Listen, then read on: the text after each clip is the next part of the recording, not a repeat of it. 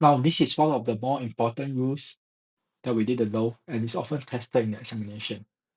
In the diagram, we have two angles, angle ADB and angle ACB. They may look like they are in different places, but here the trick. They are both opening up to the same arc, namely the arc AB. So what does the rule say? Angle in the same segment of a circle are equal. This means that if you draw two angles that watch the same arc from the edge of the circle, the two angles will always be the same. In this case, angle ADB is y degree, angle ACB is x degree, and since both are in the same segment, we can say that x equal to y. This rule is super helpful in problem solving.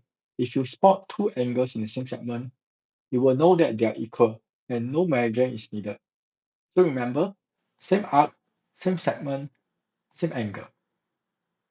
Now let's practice this question that tests the concept we just learned, angles in the same segment. Which other angle is the same as angle BDC?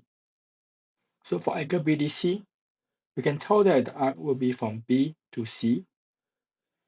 Which other angle will have the same arc as BC?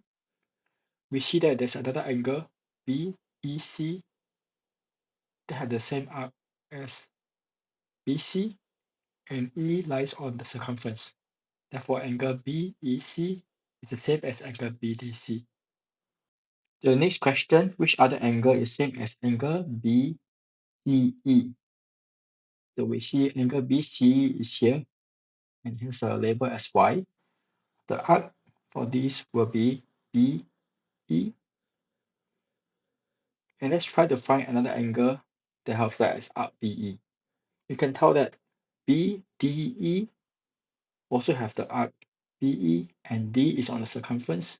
So therefore, angle BDE is the same as angle BCE.